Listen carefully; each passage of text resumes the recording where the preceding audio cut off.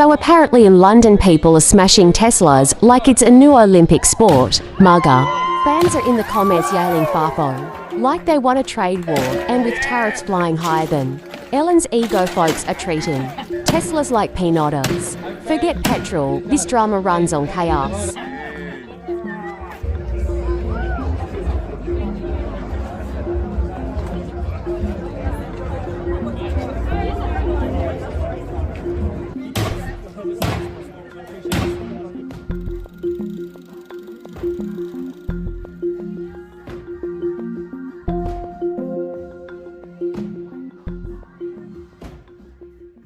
Hey, what's up everyone, welcome back to the channel. If you are new here, I'm CB and today we are diving into one of the wildest things I've seen on the floor of the US House of Representatives lately. Yep, we are talking about lawmakers calling out Elon Musk, and not just calling him out, they are straight up saying he should be fired. Fired in 50 days. Okay, let's watch this clip from Rep. Marilyn Stanbury from New Mexico, 1st District. We are putting you on notice, Elon Musk. You are fired. The American people are firing you, and you must clear out and get out of this office. Today, myself and Senator Warren are introducing legislation to ensure that this kind of corrupt abuse and grift and scam artists coming into the federal government through a special government employee can never happen again. Wow, she's not holding back at all. She's criticizing Musk over disinformation, labor practices, his involvement in politics and how he runs Twitter. X. And saying he needs to go. But here's the thing. This is happening on the floor of the House. That is serious. This isn't just a tweet or a soundbite on CNN. She's using her position to make this call. That is not something you see every day. Now, let's unpack this. Understand some of the frustration. Elon Musk has become a very controversial figure. He's no longer just the cool science guy who launched rockets and sells electric cars. He's stepping deep into politics, free speech debates, labor unions, issues, and global affairs. But calling him to be fired? From where exactly? He owns most of these companies. This isn't like firing a manager at McDonald's. You just can't exactly send a big slip to a CEO of SpaceX. The man is the founder and majority shareholder in multiple companies.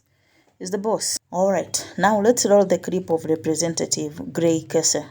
50 days from today, Donald Trump must, by law, fire Elon Musk. Last night, 76 House Democrats sent a clear message to President Trump. The clock is ticking. Since the beginning of this administration, Trump and Musk have exploited Musk's designation as a so-called special government employee to allow Musk to receive over $8 million a day in federal government contracts and subsidies while ignoring our conflict of interest rules and while funneling more and more money to himself and to his companies. But the law is crystal clear. A special government employee like Musk must leave the federal government after 130 days. We would be here for hours if I tried to recount every single one of Musk's illegal actions or abuses or attacks on working Americans, but let me give you just a few. In his 80 days in power, Elon Musk has fired more veterans from the federal government than anyone else in history. Elon Musk has fired independent watchdogs that were investigating his own companies for corruption and for breaking the law.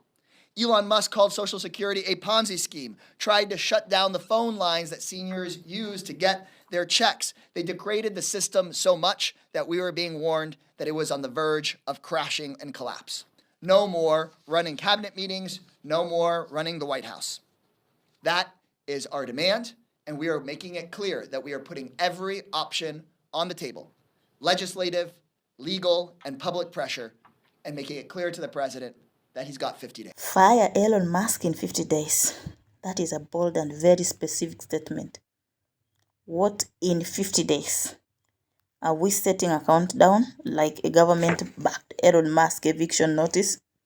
Honestly, this part made me do a double take. The way he delivers it, like there is a plan in motion, it sounds almost like a political stunt, but it's wrapped in this tone of urgency and authority. He is linking Musk to anti-union efforts and corporate power running unchecked. Varied concerns in a broader conversation, but again, we are talking about a private individual running a private company. Let's be real for a second. This is just about Elon Musk. This is about what he represents. Elon Musk has been a symbol for some. He is this genius innovator pushing the boundaries of tech and space. For others, he is the reckless billionaire with too much influence on society, media, and politics. These representatives aren't just taking aim at him. They are taking aim at what he symbolizes: corporate control, union outbursts, unregulated power. So, while it is wild to hear someone say, "Fire Elon Musk," on the House floor, the real target here is probably much bigger. Now let's talk about logistics. Can the government actually fire Elon Musk? The short answer, no.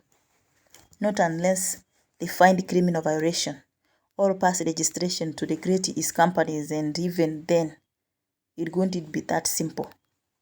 So these speeches, while dramatic, are most political theater. They're intended to stir up opinions, but put pressure on companies and maybe start conversation.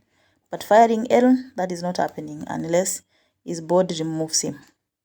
And considering he owns a lot of voting shares, good luck with that. A lot of criticism also revolves around Musk handling X, formerly Twitter. There is a concern about hate speech, misinformation, and how the platform is being run.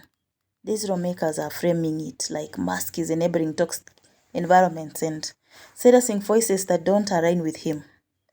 Now, the free speech issue is tricky.